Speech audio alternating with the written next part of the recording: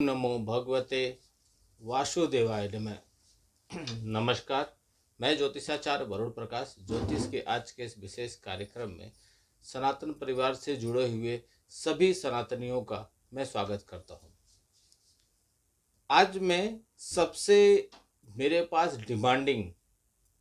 पास social media पर, YouTube पर, Instagram पर, फेसबुक पे, व्हाट्सएप पे, जहाँ जहाँ मैं अवेलेबल हूँ हर जगह दो चीज़ पे बार बार मेरे पास बहुत ज़्यादा रिक्वेस्ट आ रहा है। सबसे पहले पश्चिम बंगाल चुनाव और ममता बनर्जी पर बोलिए, और दूसरा बात अभी T20 वर्ल्ड कप होने वाला है उसके बारे में बताइए। तो T20 वर्ल्ड कप पे मेरा आज शाम तक, रात तक मेरी इस पे रिसर्च हो जाएगी। अभी मैं इस पे बहुत गहन अध्ययन कर रहा हूँ, क्योंकि एक दो खिलाड़ी नहीं है, टीम में 11 खिलाड़ी ग्राउंड पे उतर के खेलते हैं, कुछ खिलाड़ी बाहर वेटिंग में बैठे रहते हैं। फिर जो टीम जिस दिन मैच खेलेगी उस दिन की तिथि, कई चीज़ें हैं, कई पैरामीटर जिसका अध्ययन करना पड़ता है, तो उसके बारे में मैं बताऊंगा। टीम के कप्तान कौन रहेगा, उनका क्या प्रभाव पड़ेगा, तो वह बताऊंगा। आज मैं चर्चा करूंगा ममता बनर्जी और पश्चिम बंगाल के चुनाव पर। देखिए, पश्चिम बंगाल पे जो चुनाव होगा या ममता बनर्जी जो चुनाव लड़ेंगी, वह मुख्यतः तीन पार्टियों के बीच में होगा। सबसे पहली पार्टी होगी ममता बनर्जी की खुद की पार्टी टीएमसी। दूसरा होगा भारतीय जनता पार्टी यानी कि बीजेपी। और तीसरी होगी पार्टी कांग्रेस। ममता बनर्जी एक समय भाजपा की भी पार्ट थी और कांग्रेस की भी पार्ट थी। भाजपा के साथ भी लड़ी, वो रेल मंत्री वगैरह भी, केंद्र में उनका मंत्री पद मिला। अब है अच्छा, सबसे बड़ी बात यह है कि जब ममता बनर्जी के कुंडली के बारे में बताया जाता है कि उनकी जन्म की तिथि यह है, जन्म का वर्ष यह है, स्थान यह है, समय यह है, तो उसमें से कई लोगों का कमेंट आता है यह कुंडली गलत है। जब कुंडली ही गलत है तो आप विश्लेषण कैसे सही कर सकते हैं?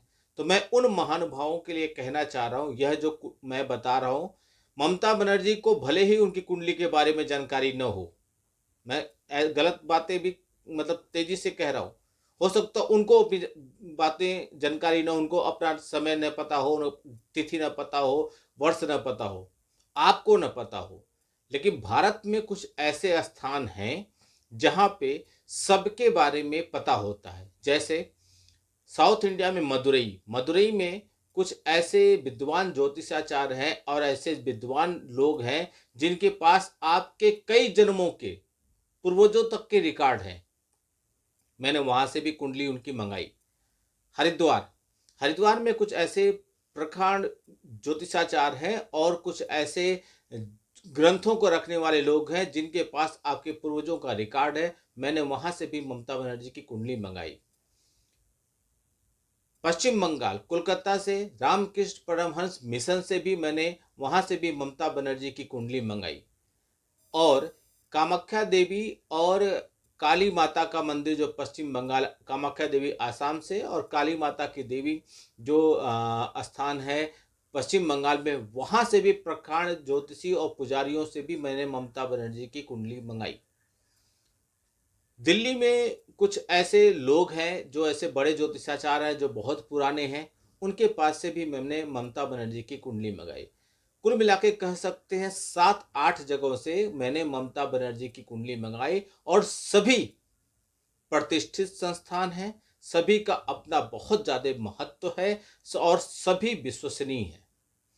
उसमें से सभी का कहना है कि 5 जनवरी 1955 को वीरभूमि कोलकाता में ममता बनर्जी का जन्म हुआ था, लगभग दोपहर के 12 बजे। एक जगह सिर्फ शाम को 7 बजे कहा गया है। मैंने उसके अनुसार भी अध्ययन किया है। लगभग 7 जगह, सभी 7 जगह, मदुरई, हरिद्वार, दिल्ली, माता कामाख्या देवी, रामकृष्ण मिशन, माँ काली देवी और जगहों से भी मैंने कुंडली में, लगभग 7 जगह यही है कि 5 जनवरी 1955 का उनका जन्म हुआ था, दोपहर के 12 बजे, वीरभूमि पश्चिम बंगाल में। एक जगह सिर्फ समय में परिवर्तन है, वहां पे शाम को 7 बजे लिखा गया है। तो मैं दोनों के अनुसार अध्ययन करके आपको बताऊंगा। तो सबसे पहले आपके मन से यह निकाल दूं कि यदि आपको जानकारी यह नहीं है कि उनका असली कब जन्म हुआ था, तो आप नोट कर लीजिए उनकी जन्म की तारीख, जन्म के समय जन्म की है, अपनी भ्रम को दूर कीजिए। यह मत कहिएगा कि यह गलत है, एकदम सही है। आपको जानकारी नहीं है इसलिए आप गलत कह रहे हैं। बाय द वे, आगे बढ़ते हैं। इसके अनुसार अगर मैं दोनों के लगभग 7 जगह जो वही समय है और एक जगह समय 7 बजे है, उसके अनुसार अगर अध्ययन करूं, तो पहले ममता बनर्जी का व्यक्तित्व समझिए। ममता बनर्जी जी का जन्म कोलकाता में, यानी कि वीरभूमि, कोलकाता पूरा कोलकाता है, का एक मध्यम वर्गीय परिवार में हुआ था। और ममता बनर्जी के पिता जो एक उनका नाम था प्रोमिलेश्वर बनर्जी और उनकी माता का नाम था गायत्री देवी। 1970 में ममता बनर्जी ने देश बंधु शिशुपाल से उत्तर माध्यमिक विद्यालय से परीक्षा किया था, बोर्ड का परीक्षा दिया था। उसके बाद उन्होंने जोग माया देवी कॉलेज से इतिहास में स्नातक की डिग्री प्राप्त की थी। उसके बाद उन्होंने कोलकाता विश्वविद्यालय से इस्लामिक इतिहास में स्नातकोत्तर की डिग्री हासिल की थी। आप समझ सकते हैं उनका इस्लाम के प्रति कितना झुकाव है। इसी से मालूम चल सकता है कि उनका शुरू से झुकाव था।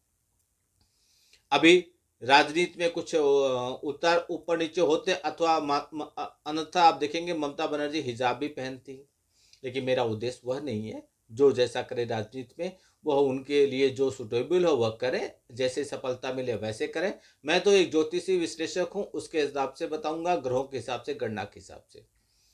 उसके बाद ममता बनर्जी ने शिक्षा ने कॉलेज से शिक्षा की डिग्री और कोलकाता के जोगेश्वर चंद्र कॉलेज से लॉ की डिग्री यानी कि कानून की डिग्री प्राप्त की थी। ममता बनर्जी ने Kalinga institute of industrial technology Bhubaneswar से मानद डायरेक्टर की उपाधि भी प्राप्त की है। उन्हें कोलकाता विश्वविद्यालय द्वारा डायरेक्टर ऑफ लिटरेचर DLT जिसको बोलते हैं की उपाधि भी मिली गई है। यह उनका एजुकेशन है। अब इस पे ग्रहों का प्रभाव कैसा पड़ता है, पहले समझिए उनका कैरियर कैसा था। ममता बनर्जी अपनी युवा अवस्था में कांग्रेस में शामिल हो गई थी और उन्होंने 1984 में जाधवपुर से अपना पहला लोकसभा चुनाव जीता था। वहीं उसी सीट से उन्होंने 1989 में वह सीट खो भी दिया था।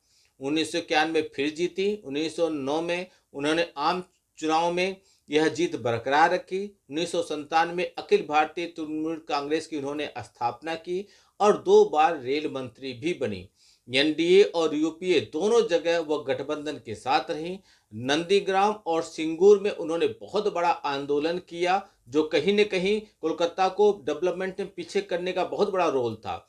लेकिन चूंकि उनको राजनीति करनी थी तो उन्होंने बहुत बड़ा आंदोलन किया, जिससे टाटा नैनो का वहां से प्लांट हटा और वे 2011, 2016, 2021 में बड़े बहुमत से पश्चिम बंगाल की मुख्यमंत्री बनी।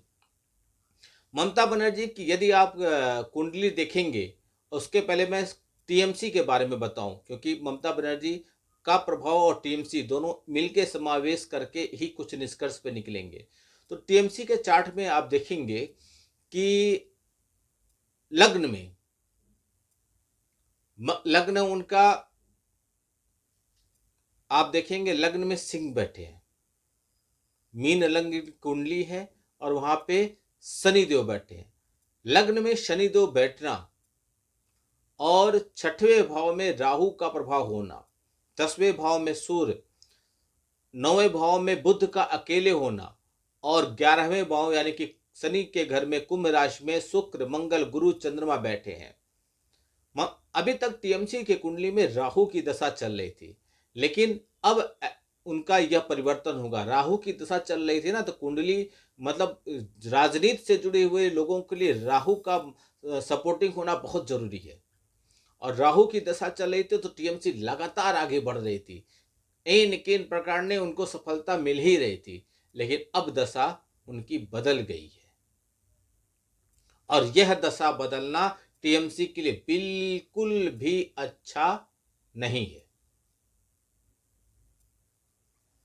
ममता बनर्जी का जो कुंडली है वह मेष लग्न की है, मंगल प्रधान लोगों की कुंडली है और ऐसे लोगों दिन रात अपने लक्ष्य को प्राप्त करने के लिए मेहनत करते रहते हैं। यह गुण ममता बनर्जी में आप खास तौर पे दिखता है, चाहे जैसे हो, लेकिन वो दौड़ती हैं, मेहनत करती हैं। उन्होंने 3 दशकों तक पश्चिम बंगाल पे शासन किया है। वामपंथी सरकार को उन्होंने जड़ से उखोड़ के फेंक दिया है। लग्नेश मंगल लाभ स्थान में स्थित है और उच्च के चंद्रमा को देख रहे हैं, जिसके कारण उनके दिमाग बहुत ही तेज है। ऐसे व्यक्ति जब कोई काम हाथ में लेता है तो उसे पूरा करके ही छोड़ता है। यहाँ यह भी ध्यान देने वाली बात है कि मंगल शनि की राशि में है और शनि सप्तम भाव में उच्च के हैं। उस पर केतु की दृष्टि भी पड़ रही है, जिससे उनको विवाह सुख नहीं मिला। पर शनि की पूरी ऊर्जा ममता बनर्जी के व्यक्तित्व पर दिखाई देती है। राजनीतिक स्तर पे कहें तो ममता बनर्जी किसी भी तरीके से चुनाव को जीतने के लिए कुछ भी कर सकती है। पश्चिम बंगाल में जो चुनाव होने वाला है उसमें राजनीतिक सरगर्मियां की आहट आपको अभी से सुनाई पड़ रही होगी। बीजेपी भी विजयी रथ रोकने के लिए पश्चिम बंगाल में ममता बनर्जी के खिलाफ अपनी योजनाएं बना रहा है, योजनाबंदी करके आगे बढ़ने की कोशिश कर रहा है। लेकिन ममता बनर्जी की मेष लग्न कुंडली होने की वजह से मंगल प्रधान के जो जातक होते हैं वह ऊर्जावान होते हैं, लक्ष्य को प्राप्त करने के लिए दिन रात एक कर देते हैं।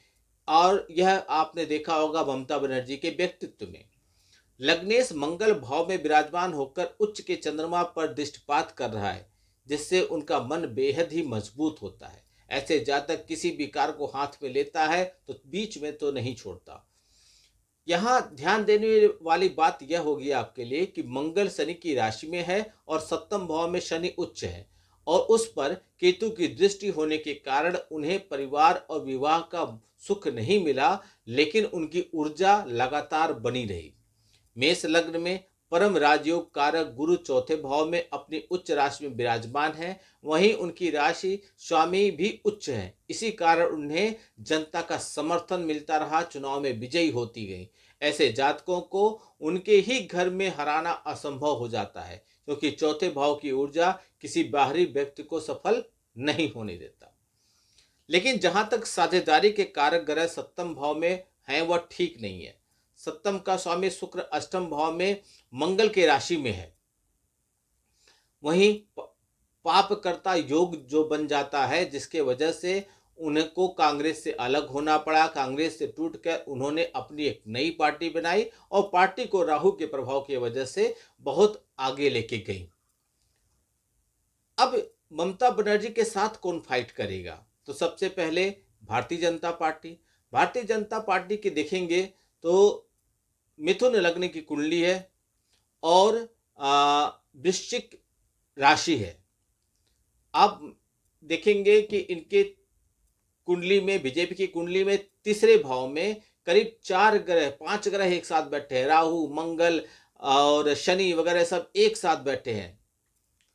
आप देखेंगे कि 10वें भाव में सूर्य अकेले बैठे हैं, 9वें भाव में बुध और केतु बैठे हैं और मीन लग्न में शुक्र अकेले बैठे हैं।